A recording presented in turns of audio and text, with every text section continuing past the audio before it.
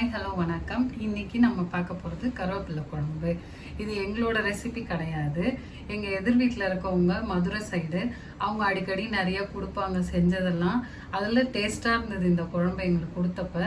அது நாங்கள் டேஸ்ட் பண்ணி பார்த்தோம். சரி இது நல்லா இருக்கேன்னு இன்க்ரீடியன்ஸ்லாம் கேட்டால் ரொம்ப நல்லா இருந்தது. கருவேப்பிலை, சின்ன வெங்காயம், பூண்டு, மிளகு, சீரகம் எல்லாமே உடம்புக்கு நல்லதாச்சே. சரி நம்மளும் இதை செஞ்சு பார்க்கலான்ட்டு அவங்கக்கிட்ட ரெசிபி கேட்டு இது எனக்கு பிடிச்ச ஸ்டைலில் நான் கொஞ்சம் மாற்றிட்டு இதை செய்ய ஆரம்பித்தேன் எங்கள் வீட்டில். ரொம்பவே நல்லா இருக்குது ஹெல்த் பெனிஃபிட்ஸோட. அதனால் இந்த ரெசிபியை நான் உங்கள் கூட ஷேர் பண்ணிக்கிறேன். வாங்க. இந்த ரெசிபி ஸ்டார்ட் பண்ணுறதுக்கு முன்னாடி இதெல்லாம் நான் எடுத்து வச்சுருக்கேன். சின்ன வெங்காயம் நல்லா இந்த அளவுக்கு உரிச்சி வச்சுருக்கேன். பூண்டு 10 பல்லு பூண்டுக்கு மேலே, 10 இல்லைன்னா 15 பல்லு பூண்டு பொடியாக அரைஞ்சி வச்சுருக்கேன். ஒரு கை அளவுக்கு கருவேப்பிலை, ஒரு லெமன் சைஸ்க்கு புளி, தக்காளி 2 மீடியம் சைஸு, பெப்பரு, தாளிக்க கருவேப்பிலை, அவ்வளோதான். இதை போட்டு நம்ம இப்போ தாளிக்க போகிறோம். வாங்க பார்க்கலாம்.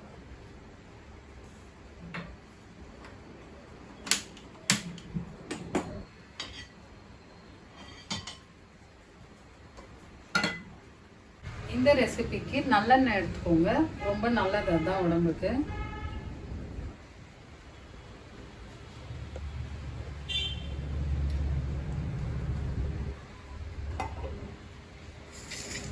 இப்போ தாளிக்கிறதுக்கு கடுகு கொஞ்சம் பொரியட்டும். கடுகு, இப்போ கொஞ்சமாக சீரகம், ஒரு ஸ்பூன் வெந்தயம், பெப்பர் கொஞ்சம், பெப்பரும் ஒரு ஸ்பூன்.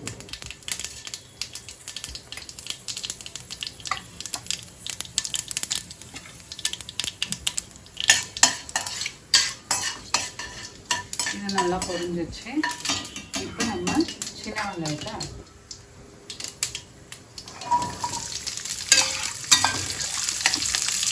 வெங்காயம்,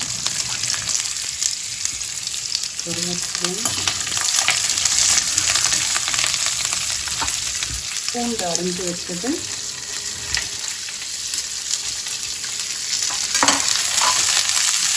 போட்டு எண்ணெயில் நல்லா வதக்கிடணும்.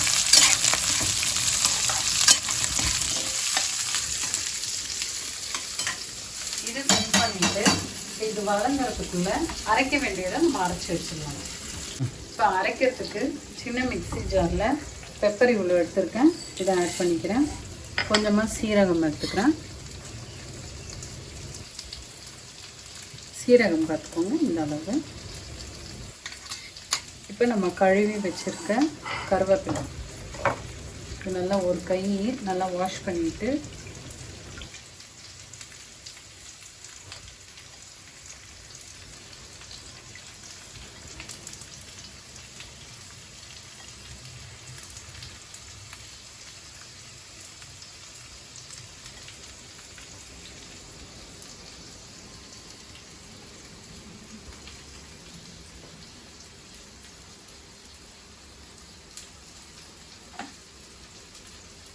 இப்போ இதை மிக்சியில் நல்லா அரைச்சிப்போம்.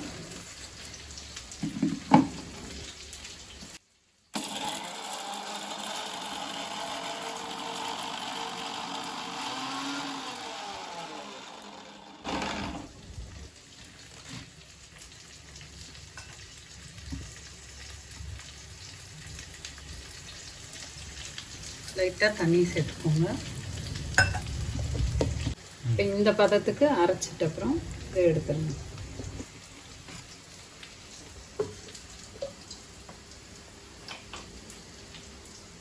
இப்போ இந்த வெங்காயமும் பூண்டும் வதங்கியிருக்கு. இது கூட நம்ம தக்காளி ஆட் பண்ணிக்கலாம். 2 மீடியம் சைஸ் தக்காளி அரைஞ்சி வச்சுருக்கோம்ல, அதை ஆட் பண்ணிக்கலாம்.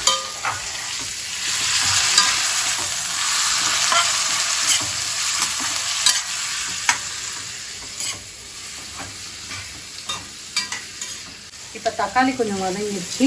இப்போ நம்ம அரைச்சி வச்ச பேஸ்ட்டு இது கூட ஆட் பண்ணுறேன் நான்.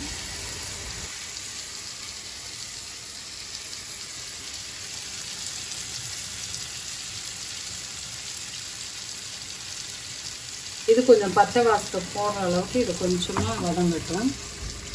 கருவேப்பிலையும் அப்புறமா இந்த தண்ணியை ஆட் பண்ணிக்கணும். கழுவி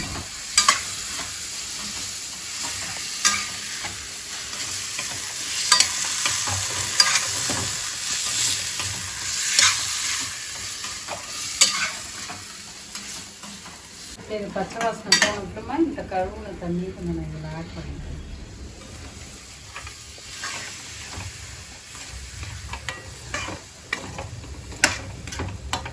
இப்போ நம்ம புளியை கரைச்சி இதில் ஆட் பண்ண போகிறோம். இப்போ இந்த புளியை கரைச்சி நம்ம அதை கூட சேர்ப்போம்.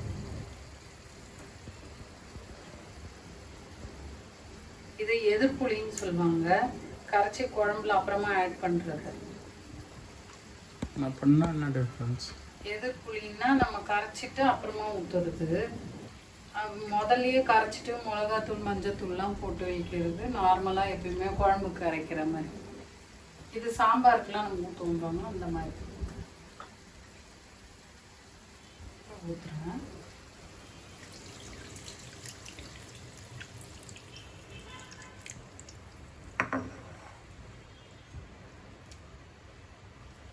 இதை ஒரு 2 வாட்டி கரைச்சி ஊற்றிக்கோங்க.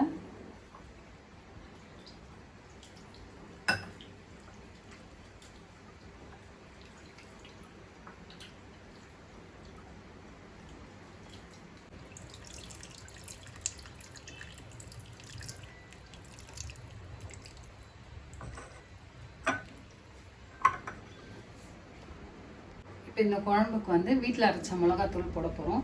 இதில் வந்து எங்கள் அம்மாவோட ரெசிபியில் நம்ம அரைச்சது இது. இப்போ இதை ஃபில் பண்ணிவிட்டு நம்ம அதில் மிளகாத்தூளை ஆட் பண்ண போகிறோம்.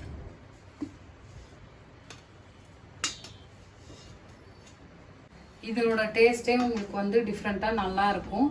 நீங்கள் இந்த ரெசிபி பார்க்கலன்னா ஷார்ட்ஸ் வீடியோவில் இருக்குது, நீங்கள் போய் செக் பண்ணலாம். அதில்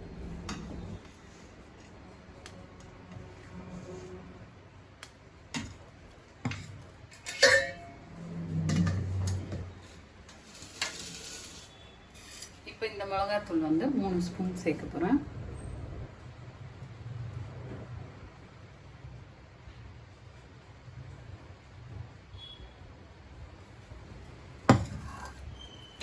மஞ்சத்தூள் கொஞ்சம்,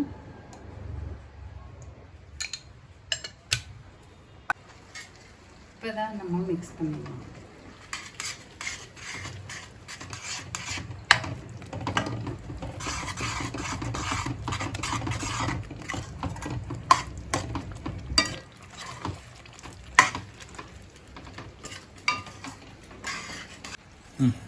புளியை ஊற வைக்கும் போது நான் உப்பு எதுவுமே ஆட் பண்ணலை.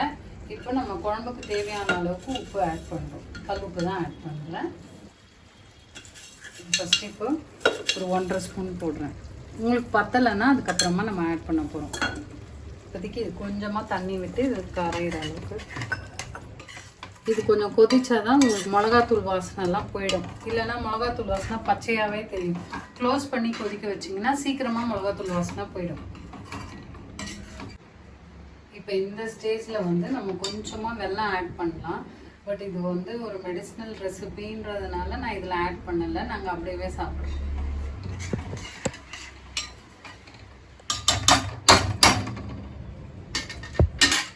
இப்போ இதை மூடிட்டு சிம்மில் வச்சிடுறேன், கொஞ்ச நேரம் அது கொதிக்கட்டும். இப்போ அது முடிஞ்சிடுச்சுன்னா கருவேப்பிலை குழம்பு ரெடி. இதுதான் கன்சிஸ்டன்சி, நல்லா வந்திருக்கு குழம்பு.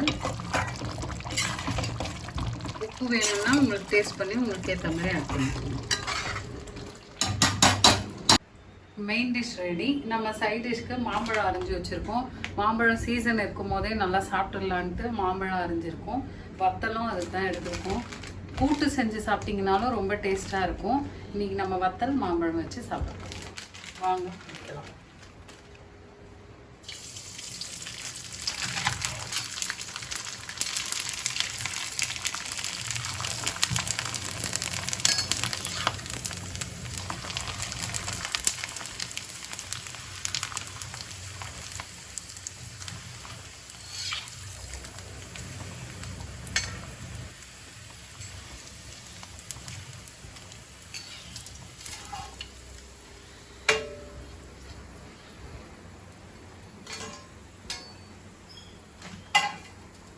இப்போ இதில் சின்ன வெங்காயம்லாம் நல்லா வர மாதிரி குழம்பு ஊற்றி சாப்பிட போகிறோம்.